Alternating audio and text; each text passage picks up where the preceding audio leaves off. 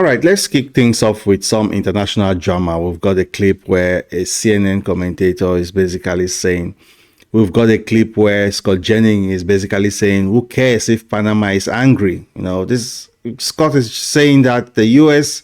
is the powerhouse of the world and that we shouldn't worry about hurting relationships with Panama. He even brings up that Donald Trump needs to understand that the U.S. is a dominating superpower in the hemisphere. It's like, Panama, calm down. We are the U.S. Do I care if Panama is angry? What is Van Halen going to come and be upset about it? I mean, honestly, about regrets, the fact that he didn't say, I regret that 13 American service members lost their lives in Afghanistan. Help me with this thinking though, really quick. And Karen, I'll bring you in a second. But if it angers Panama, if it hurts relations with Panama, the calculation is it won't and it doesn't matter? Do I care if Panama is angry? What is Van Halen going to come and be upset about it? I mean, honestly, I need them to understand, and Donald Trump needs them to understand, that we are the dominant superpower in this hemisphere. And he needs to have a conversation with them about that. And I hope that he does. And yes, they are an ally. But this is a vital thing, this Panama Canal. But I'm just telling you, the encroachment of Chinese influence around the world must be stopped. And if Donald Trump's getting serious about that, he should have never run for re-election. Mike is exactly right. When he got asked about regrets, the fact that he didn't say, I regret that 13 American service members lost their lives in Afghanistan, to me, that he can't muster the courage to say that now is a disgrace. Beyond that, he's leaving office in disgrace. I mean, you get less than 20% of the American people now that think the country is on the right track. That's a lower number than it even was on Election Day. And what's happened since Election Day? He pardoned his son, Hunter. He commuted the sentences of a bunch of evil killer thugs on federal death row. Not all of them, just the ones that he wanted to. Didn't even make a principled stand on that. And then he went on vacation, which is where he is right now. This is a failed, disgraced president, and he has never, ever owned up to what happened in Afghanistan and the role that played in destroying those families' lives and destroying his own. So I think Donald Trump needs to say, I'm sorry that 1 million people died in COVID while I was telling people to shine light in their bodies and take disinfectant. That's false. No, that's exactly what he said. He said you should shine light in your own Google it body. After the show. Again, right? I'll go through this with you guys. And take disinfectant. All right, we can fact check. He needs to say he's sorry for that. He speculated about the effect of light on the virus and disinfectant. Right. While the doctor stood behind him. People told us to stand 6 feet apart and wear masks, and that didn't exactly solve it. I know your favorite pastime is to come out here and talk over me, but just please. I care about the facts. I care about the facts. The reality is, if you talk to anybody in the energy business, if you talk to anybody he says things that are wrong. Well, and I interrupt him and correct him because our job is to inform our I'll just wait. Hang on 1 second. No, it's fine. Go ahead. Finish No. your point. Look, I play this game every time we come out here. The legitimate answer is he's going to do stuff on energy. He's going to take regulatory shackles off of the energy producers. If you talk to anybody in the energy business who produces, refines, deals with pipelines, this administration, Democrats in Congress, have put shackles on what they can do. Then why is energy production at a record high? If you take the shackles off, the prices will go down. It should help. I guess what I'm wondering are big fancy college words called oligarchy, plutocracy that folks tonight might want to look up. It's called rule by rich folks. And that's what we're dealing with. A bunch of rich folks, two rich people threw a fit online and threw the government upside down. That is not good for America. Now, Did the bill go from big to little? What happened is that the bipartisan deal that got struck by elected officials of our country were overthrown by 2 billionaires throwing a fit, and it's not even January. Scott, what's your take on that? Well, if Van is concerned about unelected officials running the government, I would invite him to review the last 4 years of the Biden administration and maybe pick up the Wall Street Journal this week. We've apparently had a president that's so diminished that his staff has been hiding it from the American people and making key decisions on behalf of our government, despite never having been elected to anything at all. So if you're concerned about it tonight, maybe take a look over the last 4 years. Look, I think ultimately all's well that ends well. The government did not shut down. We're not in any kind of crisis over the holidays here. And when the Republicans get sworn in January and Trump comes to the office on January the 20th, they're going to have to come together as a team and decide, are we going to work together or not? So yeah, Van Jones is trying to, frame Elon Musk as this oligarch who is trying to be the next president, or who is running the government now. And they use these big fancy college words about being ruled by the rich and how billionaires are throwing feats online and throwing the government upside down. CNN is trying to push this narrative that billionaires are running the country. But then Scott points out that if you're concerned about unelected officials running the government, just review the Biden administration. It points out that Biden's staff has been making key decisions in America. It's unbelievable. Yeah, they've been making key decisions in America for the government. So again, it's all hypocrisy. But are you tired of these hypocrites? No, there is more clips for you to watch. This is a compilation for the year. So many. Scott Jennings just taking CNN down. And in many of these clips, after Scott Jennings has been criticizing Biden, CNN just, automatically just feel like, oh, they're obliged to just hate on Trump, as if they can't agree that Biden's Afghanistan pullout, for example, was terrible. And of course, they are claiming that Trump is responsible for people dying of COVID. I mean, like, what? Are these guys serious? Did they not see Biden's failed policies for Afghanistan? This is like trying to deflect, right? Oh, Trump failed on this, so Biden failing on this. Is that okay? No, two wrongs don't make a right. But this is the media again showing its hands. We've all seen it before. And showing it's some kind of a political machine for the Democrat, not a news source. So it's just not about the facts anymore.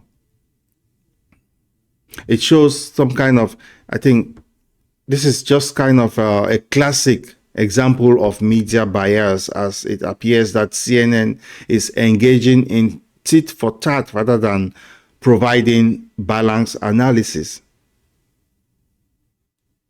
And they have the guts to say that CNN, to say that Trump needs to apologize for telling people to shine lights on their bodies and take disinfectants, which is all lies.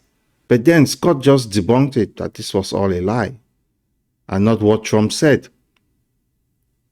That clip was a total fabrication, and we all know that.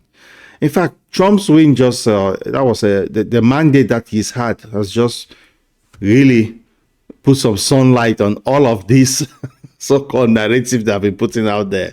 No good reason why Bobby Kennedy, RFK Jr., should be HHS Secretary. There's no managerial experience in his resume. There's nothing that says he is qualified to do this job. Why? Because... Well, what were the qualifications of the previous ones? Say that again? What were the management qualifications? I mean, Xavier Becerra... I'm not talking about the previous. I'm looking forward. But you're calling into question whether he could actually do this job. And I think it's... Absolutely. I think America is now, and I think it's important to discuss it, because Xavier Becerra was just a lawyer and a politician with no management experience. So does two negatives, two wrongs make a right? Sylvia Burwell was a Walmart lobbyist. Donna Shalala was a university person. RFK Jr. is a nut. Okay, so that's different than what you just said. You just said he doesn't possess the requisite managerial experience, but then we get to the real issue here, which is you want to insult the man. But you, doctor, are raising the issues that he has been raising. Mm-hmm. But I'll tell you one thing. This whole issue of the CDC and these public health agencies, look, public trust in the health regime in this country is as low as it's ever been. But why? It's because of COVID. Right. Because of school closures. Because of mask mandates. Because this country was... But let me just finish. Because this country was drugged through a bunch of condescending and heavy-handed mandates that all turned out to be garbage, and that's why it's low, and the questions are... It's a white guy we search for a reason and valorize him and make him a hero, when he's just a violent criminal who did a violent thing. He's a thug. We are not searching for a reason to make him a folk hero. Thank you. The left is searching for a reason to make him a folk hero. You think he's a left thing? Joe Rogan thinks he's a folk hero. When I see Democratic politicians do the perfunctory, well, violence is never the answer, but you can see why people are mad. Yes, I believe people on the left, and you see it online, they are searching for a reason and want to turn this person in, and they want to into a folk, and they want to justify violence to change a system they don't like. Your ability to shovel right-wing junk into a funnel and make it into something that is crazy. I just want to show. It's not right wing. We are showing the signs. I mean, this was today. Elon is not someone who likes to be regulated, and so to buy MSN, he would go under some federal regulations. Who's regulating CNN right now? The FCC. We're not a broadcast. It's cable. I mean, I don't really think cable stations are under the same regulatory structure doesn't go over public airwaves. that broadcast is. It's definitely regulated more than than Facebook and there's Twitter. Still what she's saying is that there's still a litmus test of journalism that you have to pass. You can't come on TV and just make up things and say things. That happens on X. Please don't give me the eyebrow furrow as if you don't know what I'm talking about. It happens often on X. I can go and say the color is blue and I will be met with so many disrespectful remarks. No one's regulating the N-word. No one's regulating the criticism. No one is regulating how people are treated. How much government regulation of the First Amendment are you for? Let me tell you something. If I came on here and I just started calling you all kind of names, do you think the bosses would let me continue to do that? I mean, it happens to me occasionally. I don't know if you watch the show. Classic Scott again. Well, there is an observation in these videos that when a white guy commits violence or a violent act, they look for a reason to valorize him. But if he's a Turk, they are not searching for reasons. The left wants to make him some kind of a folk hero or FK Joe. I don't want to say that. But the video states that they're using the violence to try and justify changing the system, which is unbelievable. It's all hypocrisy, just enjoy. I mean, in fact, these clips, they don't need any commentary. It just needs for you to just sit back, relax, and watch Scott just do his things. But this final clip, which focused on media regulation, CNN, even they are wondering who is regulating them. They don't even know who is regulating them.